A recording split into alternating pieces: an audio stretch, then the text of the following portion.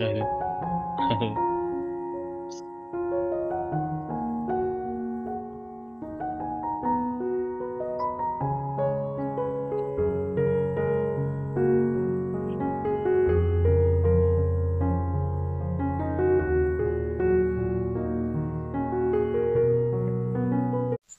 जय महाराष्ट्र मित्रांनो, आधी आज आपण निघालो आहे तिकोनागडाच्या ट्रेकिंगसाठी.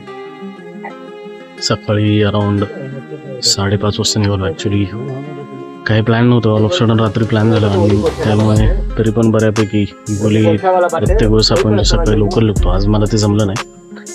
आज शेड्यूल पूर्ण बिघडले, म्हणजे जो काय प्लॅन ठरवला होता त्या हिशोबाने चाललं नाही. ऑलमोस्ट खूप रेडी झालो आहे. आत्ता टाईम आहे 8:30. मी पकडलो होतं की अप्रॉक्सिमेट 8 वाजेपर्यंत गडाच्या बेसवरती पोहोचू, पण अजून तर काय. तर आता ऑन द वे खूप भूक लागली होती, म्हणून एका छोट्याशा हॉटेलवरती थांबलो. म्हटलं काहीतरी नाश्ता करू. तर हे हॉटेल आहे फॅमिली कट्टा. छान आहे, जास्त काही नाही. मिसळपावरती ताव मारलाय आणि अनएक्सपेक्टेडली मिसळपाव खूप छान होता. तर इथे विचारलं, चौकशी केली, तर बोलतायत अजून अप्रॉक्सिमेट एक 25 मिनिटं लागते. तर मित्रांनो, आता आपण गडाच्या पायथ्याशी पोचलो आहे. जस्ट एक 5 मिनिटापूर्वी पोचलो. गाडी पार्क केली आहे, बाईक पार्क केली आहे आणि आता जस्ट सुरुवात केली आहे. इथून काही कल्पना येत नाही अजून किती उंच आहे, पण आता जस्ट सुरुवात केली आहे. बघूया अजून किती वेळ लागतोय. ऊन हळूहळू वाढत चाललंय, घामाच्या धारा व्हायला लागल्यात. जो प्लॅन होता ॲक्च्युली, मला असं म्हणजे घरून निघताना विचार केलेला की अप्रॉक्सिमेट 8 वाजेपर्यंत पोहोचू आणि 10 वाजेपर्यंत गडाच्या शिखरावरती जाऊ, म्हणजे गडाच्या टोकावरती जाऊ. पण एकंदरीत रस्ता एवढा सुंदर होता, म्हणजे मी तो विचार करतोय पावसाळ्यामध्ये इथे ह्याला काय धमाल आहे. एवढा सुंदर रोड आहे, पवना डॅम आहे, पाहायला खूप छान वाटलं. मध्ये मध्ये थांबलो मी आणि खूप सावकाश आलो. अराऊंड 9:30च्या दरम्यान गड चढायला सुरुवात केली. आता मला असं वाटतं की मी अर्ध्यापर्यंत चढत आलो आहे आणि आता इथे एक सुंदर असं मारुतीचं मंदिर लागलं. हे चपेटदान मारुती आणि हे मारुतीचं मंदिर खूप सुंदर मूर्ती आहे, छान आहे.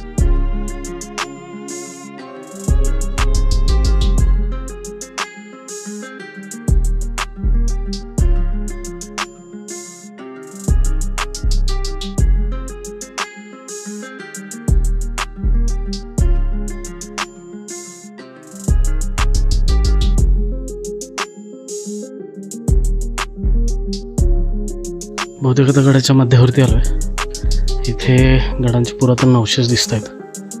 यावरून बऱ्यापैकी समजते की इथे सुरुवातीच्या काळात, म्हणजे त्या काळामध्ये गडांवरती वास्तू असाव्यात.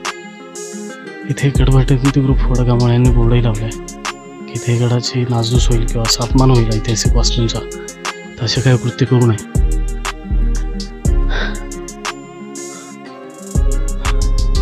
बऱ्यापैकी दगडांचे अवशेष आहेत, वास्तूंचा अवशेष आहे तिथे.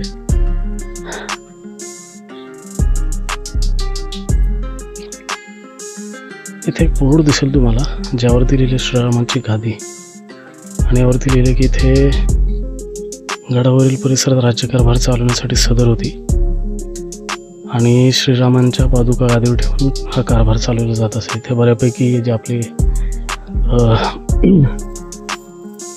सणवार आहेत जसं दसरा, दिवाळी, रामनवमी, हनुमान जयंती यापैकी बऱ्यापैकी जे सणवार आहेत ते उत्साहाने पार पाडले जातात.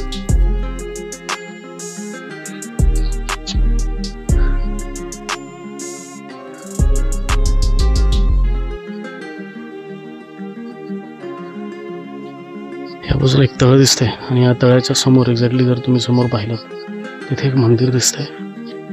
मग ते बहुतेक अंदाजे श्रीरामांचं मंदिर असावं. बघूया आपण कसलं मंदिर आहे. खूप छान दिसते पण एकंदरीत मी जर पाहिलं हे तळ आणि ह्या तळाच्या एक्झॅक्टली बाजूला हे मंदिर आहे.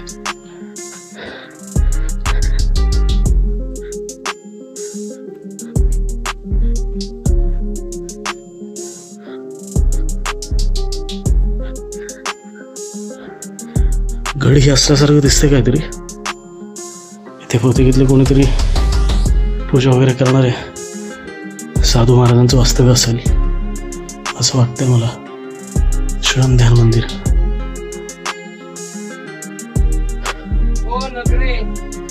माहित नाही ते मंदिर कशाचं आहे.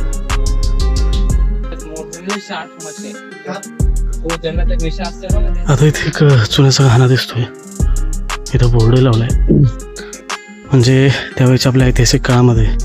आता इथे लिहिले मध्ययुगीन कालखंड. मला एक्झॅक्टली सांगता नाही हा मध्ययुगीन कालखंड म्हणजे काय, पण जो कुठला आपला ऐतिहासिक कालखंड होता त्यावेळेस हे गड किल्ले बांधणे, या गड किल्ल्यांवरचे हे जे बुरुज आहेत यातल्या चिऱ्यांमध्ये बहुतेक हे चुन्याचा वापर केला जात असावा. आणि तुम्ही बांधकाम पाहतच असाल. एवढे वर्ष होऊ नये, इतके वर्ष होऊ नये, आजही हे गड किल्ले बऱ्यापैकी सुस्थितीत आहे. तर हा जो गड भटकंती ग्रुप आहे यांनी बऱ्यापैकी जिथे जिथे माहिती देण्यासारखी आहे त्यांनी तिथे बोर्ड लावलेत आणि त्या वास्तूंची, त्या ऐतिहासिक ज्या वास्तू आहेत आणि ज्या त्या जागा आहेत त्यांची बऱ्यापैकी माहिती दिली आहे. खूप छान काम केलं या ग्रुपने.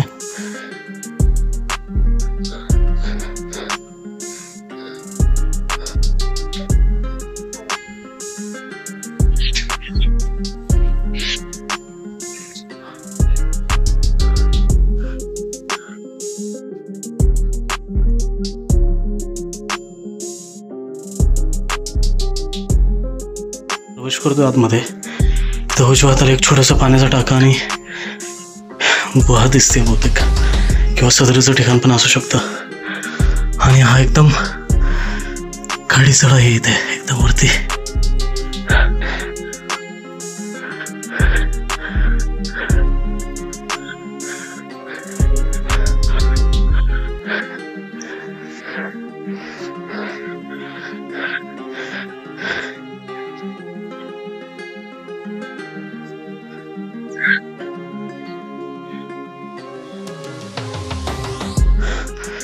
इकडे पण वरती एक रस्ता जातोय. बहुतेक या उजव्या हाताला काही लेण्या वगैरे असाव्यात आणि हा लेण्यांकडे जाण्याचा मार्ग आहे. आणि सरळ उजव्या हाताला बालेकिल्ला.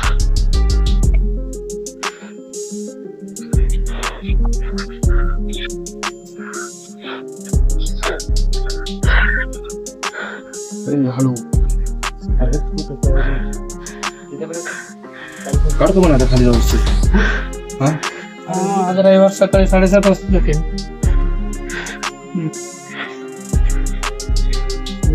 तर बालेकिल्ल्याची पहिली चढाई आपण चढून आलोय आणि हा एक दुसरा दरवाजा दिसतोय. बहुतेक हा शेवटचा दरवाजा असेल.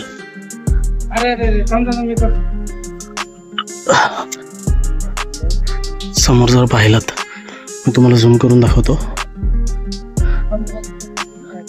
हा जो दिसतोय ना तुम्हाला तुंग किल्ला आहे जवळच इकडनं. जर तुम्ही लवकर आलात ना तर एका दिवसात हे दोन्ही किल्ले होण्यासारखे आहेत, म्हणजे तिकोणा आणि तुंग. खूप छान दृश्य इथलं. उजवीकडे यादीच्या व्हिडिओमध्ये पाहिलं असेल हे पवना धरण दिसते, पवना डॅम. त्याच्या बाजूलाच हा आपला तिकोणा किल्ला आहे. इथून जवळच लोहगड आहे, विसापूर आहे, हातुंगा आहे. तर आता आपण ऑलमोस्ट पोहोचलो आहे तिकोना किल्ल्यावरती, म्हणजे बालेकिल्ल्यावरती ऑलमोस्ट पोहोचलो आहे. तर इथे माझ्यासाठी एक नवल्याची गोष्ट घडली आहे. इथे आपल्या साधा एक मावळ्यांच्या पोशाखामध्ये, म्हणू शकता किल्लेदाराच्या पोशाखामध्ये एक व्यक्ती दिसली. तर मी त्यांची पहिली परवानगी घेतली, म्हटलं तुमचा व्हिडिओ घेऊ का 1-2 मिनटासाठी.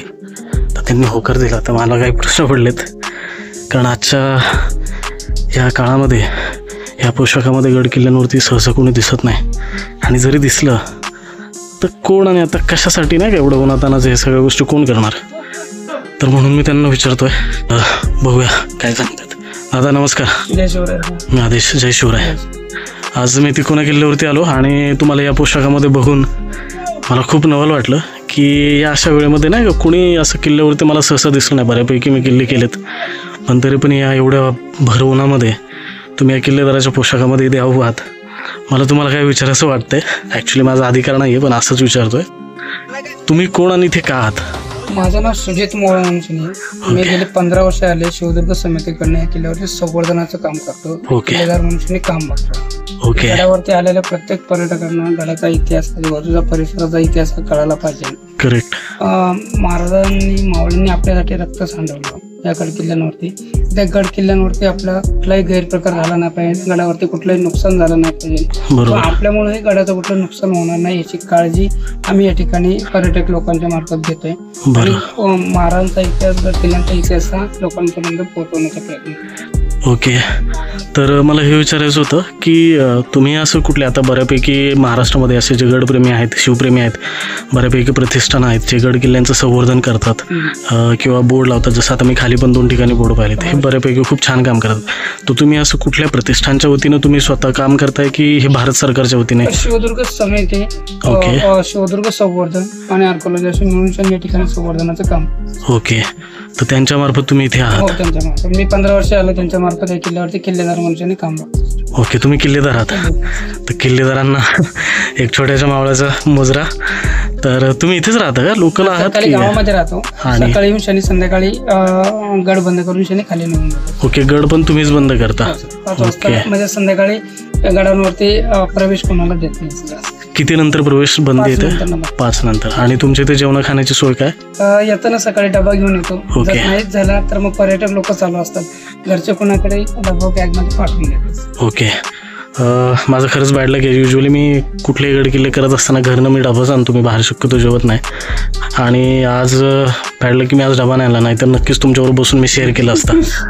मला खूप अभिमान आहे तुमचा. आणि आजही या मराठी मातीमध्ये या सगळ्या गोष्टींचा विचार करणारी माणसं जिवंत आहेत. आणि मला माझी अशी खूप परमेश्वराकडे बा तुमच्याकडनं असंच गड संवर्धनाचं काम हो. तुम्हाला खूप खूप शुभेच्छा.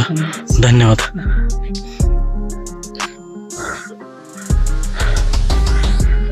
बालेकिल्ल्यावरनं वरती आल्यानंतर इथे हा गडाचा विस्तार दिसतोय, बऱ्यापैकी विस्तारलेला आहे. आणि पाहायला गेलं तर ही जी बुरुज आहेत ही बऱ्यापैकी सुस्थितीत आहेत. यांना जर खरंच डागडुजी घेतली आर्किओलॉजी किंवा भारतीय पुरातत्व विभाग किंवा आहेत बऱ्यापैकी गड संवर्धन समिती आहेत किंवा दुर्ग मंडळ आहेत, यांच्या पुढाकाराने जर खरंच यावरती काम केलं तर हा किल्ला खूप सुंदर दिसेल. लोहगड जसं आहे, लोहगडचं जसं बांधकाम आहे, मला असं वाटतं हे त्यापैकी किंवा तशासारखं होऊ शकतं. तर हा बहुतेक शेवटचा पॅच आहे.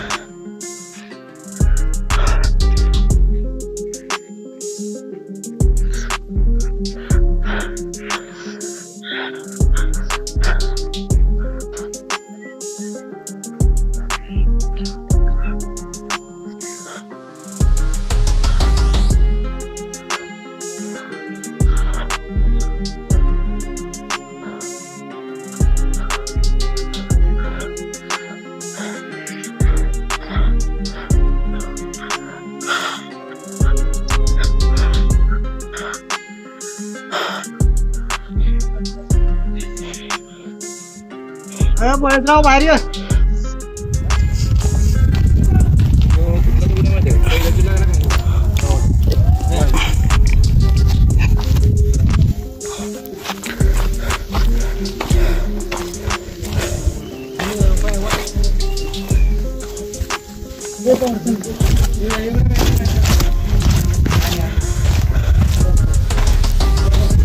इथे जुन्या गुहा दिसत आहेत. खूप अंधार आहे सध्या इकडे, पण बहुतेक त्या काळी यांच्या वास्तव्याचं ठिकाण असावं. आणि यावरतीच जसं तुम्ही पाहिलं हे मंदिर आहे.